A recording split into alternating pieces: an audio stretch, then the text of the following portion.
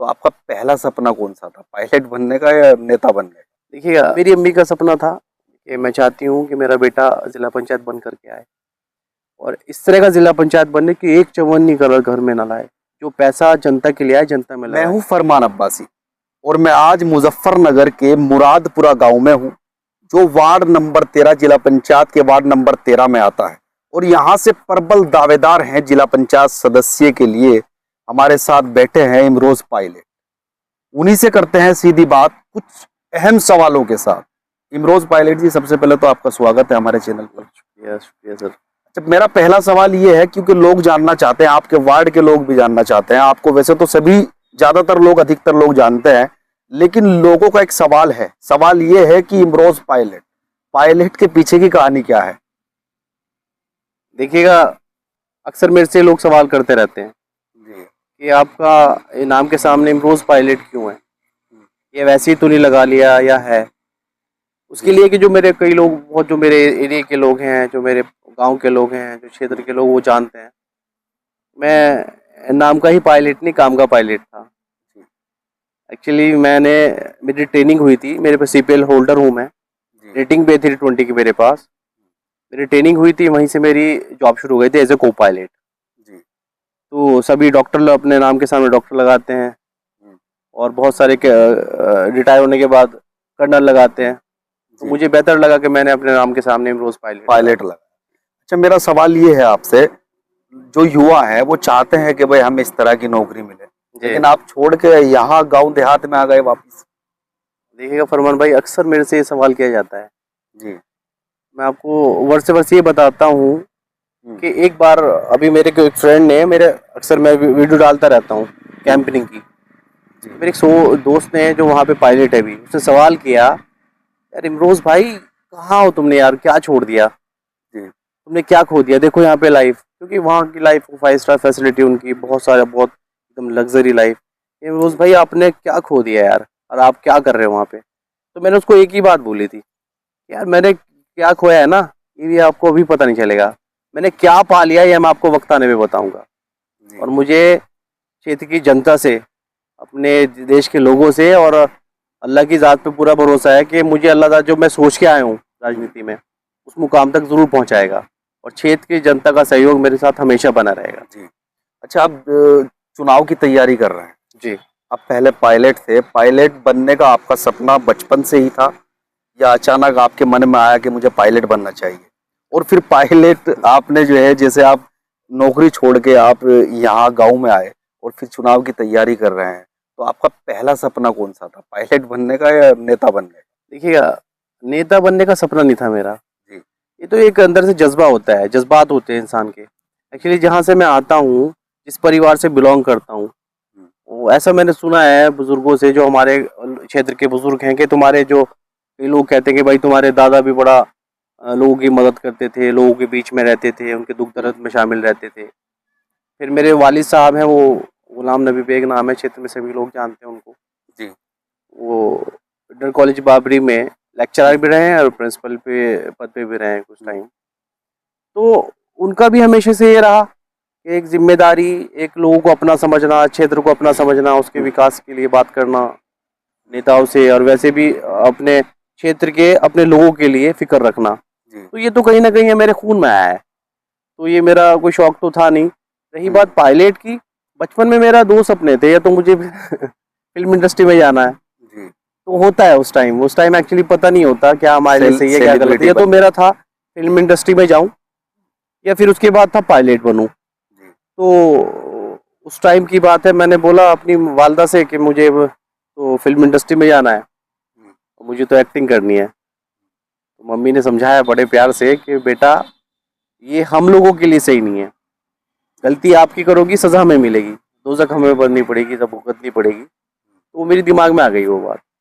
फिर अम्मी ने रास्ता बदल दिया। हाँ, फिर मेरी मम्मी ने बोला कि बेटा तुझे दो चीज़ पसंद थी, तो हीरो बनने गया था या फिर पायलट को। मुझे भी लगता पायलट के लिए, फिर मुझे लगा कि भाई मैं इस रास्ते से हट करके मेरे पास ऑप्शन है, दो चीज़ सोचा था, फिर मैं पायलट बना। अच्छा, आपका जो वार्ड है, वार्ड नंबर 13, ये एक तरीके से किसान बेल्ट इसे कहेंगे। जी जी। क्योंकि यहाँ ज्यादातर किसानी होती है। मैं खुद किसान हूँ। आप खुद किसान हैं, आपके शायद ही आसपास जो बाग है, जी जी जी। शायद इससे आपका लगाव जुड़ा रहा है। आपने खेती भी की होगी बचपन में, या बिल्कुल बिल्कुल बिल्कुल। तो यही यादें क्या आपको खींच लाई वापस? सही कह रहे हो फरमान भाई, बिल्कुल सही जी समझे हो आप। देखिएगा, मैं कोई बात अगर मैंने मुझसे गलत नहीं है उसके लिए पहले ही माजरत, माफी जी जी आपसे भी और क्षेत्र वालों से भी, क्षेत्र के लोगों से भी। चलिए, मामला ये रहा, जो मुझे ये जो एक खेत का लगाव, गांव का लगाव, देश का लगाव, क्षेत्र का लगाव, जी। ये इंसान को ना, जब किसी चीज का लगाव होता है उसको वो कहीं नहीं टिकने देता, क्योंकि लगाव और लगन होती ऐसी चीज है। मुझे दुनिया में अगर कोई सबसे ज्यादा चीज पसंद है जी तो अपना क्षेत्र, अपना गांव, अपना देश। मुझे कुछ नहीं कभी पसंद आया, मुझे अपना देश अच्छा लगा हमेशा। अपने देश में मुझे मुजफ्फरनगर सबसे अच्छा लगता है, और मुजफ्फरनगर में मुझे सबसे प्यारा अपना गांव लगता है। अपना गाँव। तो मैं, और आपने एक सवाल और किया था कि खेती भी की होगी, मुझे बहुत शौक है खेती करने का, जबकि कभी इस तरह का मौका नहीं मिला मुझे, क्योंकि बचपन से पढ़ाई में बाहर रहा। और फिर फरमान भाई, देखा होगा आपने, जब पढ़ाई करता है बच्चा तो माँ बाप उसको खेती में लगाते भी नहीं, तो मौका नहीं मिला। लेकिन फिर भी एक कल्टीवेटर, सुना होगा नाम आपने, जी कल्टीवेटर होता था पहले, वो एक के ना बीच में चलाया जाता था, दो बैल बांध करके, वो जी मैंने चलाया है। मुझे बहुत मजा आता था कि दो बैल होते तो उसके बीच में कल्टीवेटर होते, में छोटे छोटे खुरपे लगे होते थे, जी तो मैं उसको बहुत चलाता, बहुत मजा आता था। वो लगभग अप्रैल और मई में चलाया जाता है मोस्टली। मैं जब छुट्टी होती थी उन दिनों मेरी, मैं चलाता था, बहुत मजा आता था मुझे। तो वही और यादें आपको खींच कर लाई है। बिल्कुल बिल्कुल। वो यादें अब भी जो है ताज़ा करने के हाँ लिए हाँ, आप गांव खींच से कर। जुड़ हाँ, गए, फिर राजनीति में जो है कदम रख लिया। मैं अक्सर लोगों से कहता हूँ, जब हम्म, जिला पंचायत के अभी इसके चुनाव नजदीक आ रहे हैं तो मैं कैंपेनिंग के लिए जाता हूँ, वोट के लिए जाता हूँ, तो मैं अक्सर कहता हूँ मुझे तो अब जीना भी यहीं है, मरना भी यहीं है। उसकी ये वजह नहीं कि मैं उनको इम्प्रेस करने को चाहूँ, मुझे उसकी वजह यह है कि मुझे क्षेत्र से, अपनी मिट्टी से ही बहुत ज्यादा प्यार है। जी। आप वार्ड नंबर 13 से जिला पंचायत की तैयारी कर रहे हैं, जिला पंचायत सदस्य आप बनेंगे भविष्य में। ऐसी लोग, मतलब अगर आप अच्छा काम करेंगे या लोगों के साथ आपका व्यवहार अच्छा रहेगा, तो आपको बनना चाहिए, युवाओं को मौका मिलना चाहिए और युवाओं को राजनीति में आगे भी आना चाहिए। बिल्कुल बिल्कुल। आपसे पहले भी आपके परिवार में कोई किसी पद पे रहा है राजनीति में? देखिएगा, पद पे तो नहीं रहा, जी लेकिन जो एक जिम्मेदार इंसान का काम होता है, वो मेरे परिवार हमेशा से रहे। समाज से जुड़े रहे, बिल्कुल, समाज से, सामाजिक कार्यों में। समाज सेविक बोलो जी या समाज सेवा बोलो, मेरे परिवार हमेशा से जुड़े रहे हैं। मैंने सुना है दाद पार दादा तक हमारे यही रहा, हम्म, और यही चलता आ रहा है। बस ये है कि एक पद के बाद ये हो जाता है इंसान को, कोई सपोज करो प्रधान बनता है, जिला पंचायत बनता है, उसके बाद एक जिम्मेदारी आ जाती है, लेकिन काम उसका भी वही होता है। क्योंकि जिस क्षेत्र में हम रहते हैं कि वहाँ सबसे ज्यादा मामला जो अगर एक इंसान के लिए होता है, वो जिम्मेदारी का मामला होता है। पिछली मर्तबा भी आप चुनाव लड़े थे जी, पिछली बार भी मैं चुनाव में रहा था, कुछ वोटों से। बहुत कम वोटों से रहा था, ये क्षेत्र वालों को जी पता है। और एक्चुअली उस टाइम सिचुएशन बहुत क्रिटिकल थी हमारी, जब मेरा चुनाव था पिछली बार। हमारी सिचुएशन क्रिटिकल ये थी कि एक तो आपको पता होगा उस टाइम कोरोना बहुत चल रहा था। उस कोरोना में मेरी वालदा का इंतकाल हुआ, और मेरी ताई का इंतकाल हुआ, और मेरे ख़ानदान के ताया का इंतकाल हुआ। और यहाँ तक कि मेरी जो वालदा का इंतकाल हुआ, वो उसी दिन हुआ था जिस दिन मेरी काउंटिंग थी। सुबह 6-7 बजे काउंटिंग शुरू हुई, 8 बजे मेरी मम्मी का इंतकाल हो गया था, वालदा का। तो बहुत क्रिटिकल टाइम था हम लोगों के लिए। फिर उस क्रिटिकल टाइम में, अब ये देखिएगा आप, जब कोई इतनी बड़ी घटना घट जाती है इंसान के साथ, तो उसको फिर इलेक्शन का मेरे हिसाब से रहता नहीं। लेकिन उसके बावजूद भी मैं आपको बताऊं कि जब एक ये बहुत इमोशनल बात है मेरे लिए कि मेरी अम्मी का जब इंतकाल हुआ, तो मैं घर पे आ गया था, हॉस्पिटल से लाए उनको। उस टाइम आपको पता ही है किस तरह का दौर चल रहा था, एक नफ्सा नफसी का मामला था, लोग मर रहे थे, बहुत लोग तड़प रहे थे, हॉस्पिटल नहीं मिल रहा था। तो मैं अपनी वालदों को लेकर के आया, और लगभग 4 या 5 बजे हम लोगों ने अपनी मम्मी को सुपुर्द खाक किया। तो उसके बाद ये रहा कि मैं रो रहा था, तो मेरे वालिद साहब ने मुझे बोला कि बेटा देखो, जो जाना था वो चला गया, ठीक है, बहुत बड़ा दर्द है, बहुत बड़ा नुकसान हुआ है तुम्हें, मैं समझ सकता हूँ। लेकिन बेटा, ये जो तुम्हारे साथ लोग हैं, जिन्होंने तुम्हारे साथ मेहनत की, जो तुम्हारे साथ जुड़े रहे, जिन्होंने अपना दिन रात ना देख करके आप लोगों को इस मुकाम पे लाके खड़ा किया कि आज आपकी चुनाव की गिनती हो रही है, तो आपका हक बनता है आप उस दर्द को लेकर के इन लोगों के बीच में जाकर के अपनी काउंटिंग कराओ। तो मैं उस दर्द को लेकर के, यकीन करना, मैं 6 बजे काउंटिंग स्थल पे बहुत पहुंच बड़ी गया था। बात होती है ऐसे और वक्त में भी। और आप उस टाइम का मेरा हाल अगर कोई देख लेता तो मुझे वहाँ पहचान भी नहीं रहे थे, क्योंकि मुझे खुद कोविड था।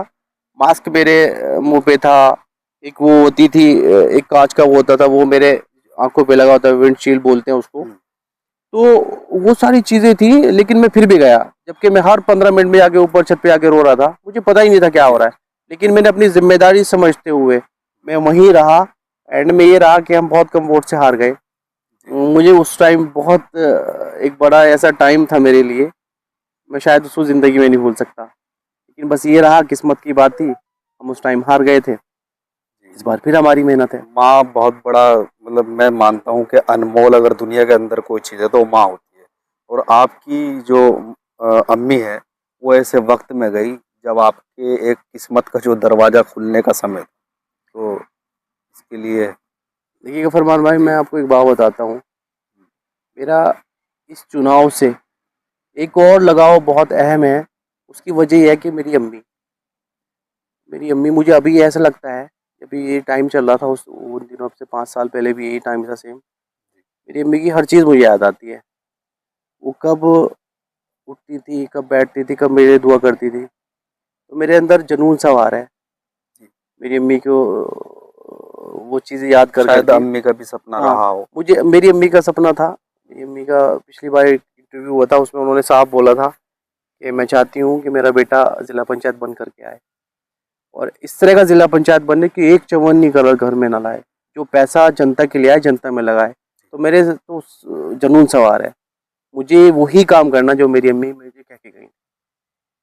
और तो ये जो आपको प्रेरणा मिली है जी, चुनाव की, राजनीति की, क्या अम्मी से मिली है या? नहीं देखिएगा, प्रेरणा तो मैंने आपको पहले भी बताया था, ये कहीं ना कहीं हम लोगों के ब्लड में है, क्योंकि हम जिस क्षेत्र से आते हैं ना, उस क्षेत्र में ये चीज़ें बहुत अहमियत रखती हैं। आपका लोगों से मिलना, लोगों के दुख दर्द में शामिल होना, तो कहीं ना कहीं ये खून में है हमारे। अब प्रेरणा की अगर बात करूं तो मुझे ऐसा लगता है कि मेरी अम्मी आज भी मेरे साथ हैं। उनकी आज भी तमन्ना है कि मेरा बेटा जीत के आए, और मुझे ऐसा लगता है कि मेरी अम्मी की तमन्ना मुझे पूरी करनी है। जी।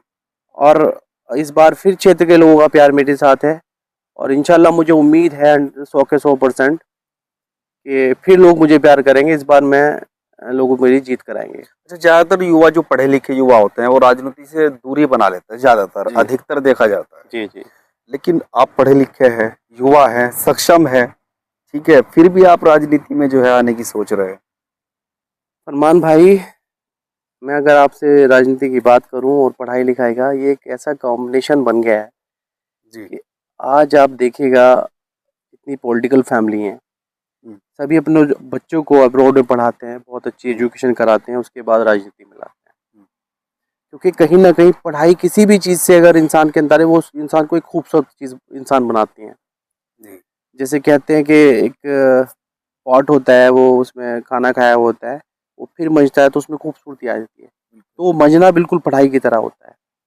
अगर इंसान पढ़ा लिखा है तो वो मचा हुआ बर्तन होता है, बिल्कुल साफ सुथरा, और उसको पता होता है कि उसे कहाँ कितना बोलना है, कैसे बोलना है, किन के लिए उनको मदद के लिए हाथ बढ़ाना है, किन को नहीं बढ़ाना है, क्या सही है क्या गलत है। आपके क्षेत्र के अंदर जो लोग हैं, जनता है, उनकी मतलब दिक्कत परेशानी आप बारीकी से देखते होंगे जब लोगों के बीच जाते होंगे। उनकी बुनियादी समस्याएं क्या है, क्या पूरी होनी चाहिए क्षेत्र के? देखिएगा, बुनियादी समस्याएं तो इंडिया में सभी जगह हैं, और अपने जी। क्षेत्र की बात करूं तो आज भी यहाँ सड़कों की समस्या है, बिजली की समस्या है, और सबसे जो अहम समस्या है वो एजुकेशन की समस्या